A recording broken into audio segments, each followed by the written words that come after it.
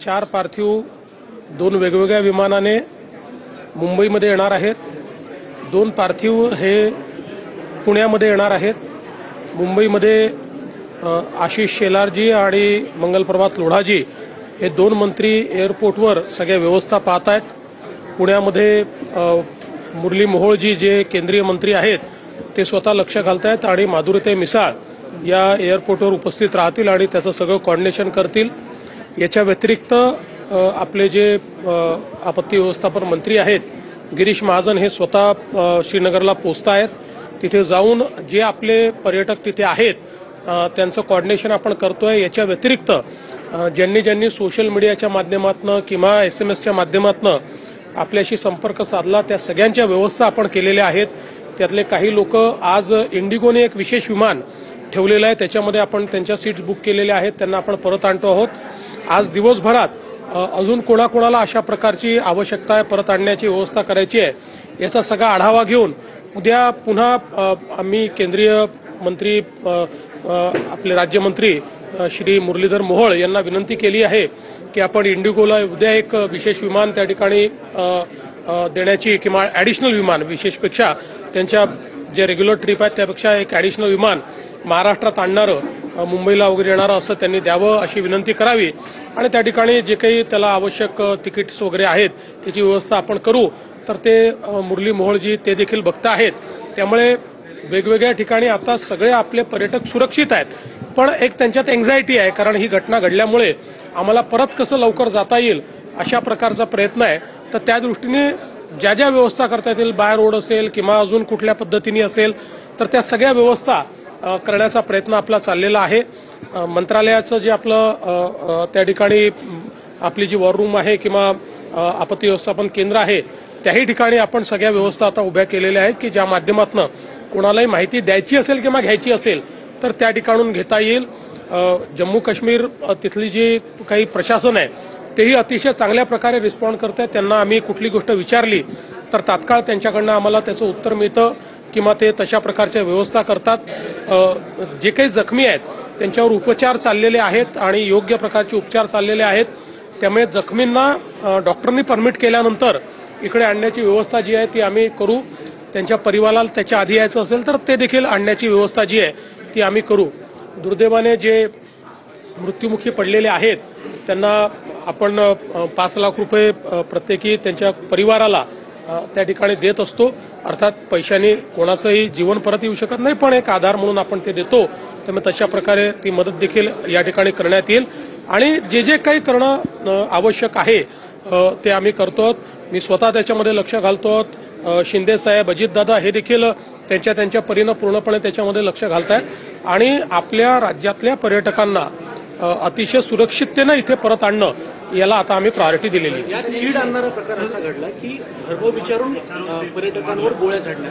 हे अतिशय मला असं वाटतं चीड आणणारं अशा प्रकारची ही सगळी परिस्थिती आहे की ज्याच्यामध्ये धर्म विचारून या ठिकाणी ज्या प्रकारचा गोळीबार करण्यात आलेला आहे अतिशय निंदनीय आहे। कुठेतरी सोसायटीला डिवाइड करण्याचा प्रयत्न आहे, या देशामध्ये एक फूट पाडण्याचा प्रयत्न या ठिकाणी करण्यात येतो आहे आणि मला विश्वास आहे की देशाचे प्रधानमंत्री मोदीजी याच्या मास्टर माइंडला शोधून काढतील आणि त्याच्यावर अतिशय कडक आणि टोकाची कारवाई होईल याबद्दल माझ्या मनात शंका नाही। बघा अजून एक्झॅक्ट आकडा काही आलेला नाही, पण वेगवेगळ्या ग्रुप्समध्ये आहेत। कुठे कोणी आमच्याशी संपर्क केला आम्ही 40 लोक आहोत, कोणी संपर्क केला आम्ही 50 लोक आहोत, कारण अशा प्रकारचं रजिस्ट्रेशन तर काही नसतं, पण आता जसा संपर्क होतोय त्यातनं तो आकडा हळूहळू लक्षात येतो। नक्षलवाद्यांच्या विरोधात रोजच कारवाया सुरू आहे। नक्षल्यांचा बालेकिल्ला म्हणून ओळखला जाणारा गडचिरोली जिल्हा आता स्टील सिटी म्हणून उदयास आलाय। मला असं वाटतं की गडचिरोलीमध्ये एक मोठं परिवर्तन झालेलं आहे। आपण मागच्या काळामध्ये गडचिरोलीमध्ये मायनिंगला परवानगी दिली, पोलीस जे आहेत त्यांना आपण एक प्रकारे पूर्णपणे संरक्षण द्यायला लावलं आणि सस्टेनेबली मायनिंग करायचं आणि लोकल कम्युनिटीला सोबत घेऊन मायनिंग करायचं। यातनं त्या ठिकाणी देशातला सगळ्यात चांगला ओर आपल्याला सापडला, ते मायनिंग सुरू झालं। आता त्याच्यावर आधारित खनिज प्रकल्प त्या ठिकाणी तयार होत आहेत आणि देशाची स्टील सिटी म्हणून, स्टील हब म्हणून आता गडचिरोली प्रस्थापित होत आहे. नक्षलवाद्यांना एक प्रकारे गडचिरोलीने हे दाखवून दिलं की तुमच्या प्रचाराला आम्ही बळी पडणार नाही, तुमच्या दहशतीलाही आम्ही बळी पडणार नाही, आम्ही विकासाकडे जाणार आहोत, हेच गडचिरोलीने दाखवलंय. सर, केंद्र सरकारच्या अखत्यारीत जोपर्यंत काश्मीर होतो तोपर्यंत अशी घटना घडली नव्हती, परंतु कुठेतरी राज्यात सरकार स्थापन झाल्यानंतर ही घटना घडते, असा काही अँगल असू शकतो? मला असं वाटतं की आज त्या संदर्भात बोलणं योग्य नाही आहे. केंद्र सरकार असो की जम्मू काश्मीरचं सरकार असो, आपण सगळे सोबत आहोत. आज ही परिस्थिती जी आहे ती आपल्या लोकांवर, भारतीयांवर झालेला हल्ला आहे. त्यामुळे याच्यामध्ये कुठलंही राजकारण आणण्याचं कारण नाही आहे. हे ठीक आहे की केंद्र सरकारकडे किंवा एलजींकडे जोपर्यंत कारभार होता तोपर्यंत अशा प्रकारचे हल्ले होऊ शकलेले नाहीत. पण हा हल्ला जो आहे हा एक प्रकारे भारतीयांवर झालेला हल्ला असल्यामुळे याच्यामध्ये कुठलाही भेद नाही आहे. केंद्र सरकार आणि संपूर्ण देश हा जम्मू काश्मीरच्या पाठीशी आहे. स्थानिकांच्या सहभागाबद्दल काय वाटतं? स्थानिकांना आता असं आहे की या संदर्भात माझ्याकडे कुठली अधिकृत माहिती नाही. त्यामुळे ज्या काही तपासी यंत्रणा आहेत ते या संदर्भातली योग्य माहिती वेळोवेळी आपल्याला उपलब्ध करून देतील. मला माहिती नसताना मी त्याच्यावर बोलणं हे योग्य नाही है. देवेंद्र जी, हिंदी में बता दीजिए, जिस तरह से जम्मू कश्मीर में आतंकी हमला हुआ है। देखिए, बहुत ही निंदनीय इस प्रकार का ये हमला हुआ है और मुझे पूरा विश्वास है कि प्रधानमंत्री जी इसके मास्टरमाइंड को ढूंढकर निकालेंगे और इस प्रकार के इरादों को पूरे तरीके से कुचलने का काम इससे पहले भी प्रधानमंत्री जी ने किया है, अब भी करेंगे. ये एक ऐसा प्रयास है कि जो बहुत ही कायराना इस प्रकार का प्रयास है. अभी ये आतंकवादी देख रहे हैं कि इनको जो लगता था कि 370 के हटने के बाद वो लोग जम्मू और कश्मीर में कुछ न कुछ उल्टा सीधा कर पाएंगे, वो कुछ नहीं कर पाए. उल्टा जम्मू कश्मीर का इतना विकास हुआ, इतने बड़े पैमाने पर पर्यटक वहां पर जाने लगे, पर्यटन का व्यवसाय बढ़ा, टूरिस्टों ने वहां की अर्थव्यवस्था को बदल दिया. जम्मू कश्मीर में अलगाववाद की बातें समाप्त हो गई, पत्थरबाजी समाप्त हो गई.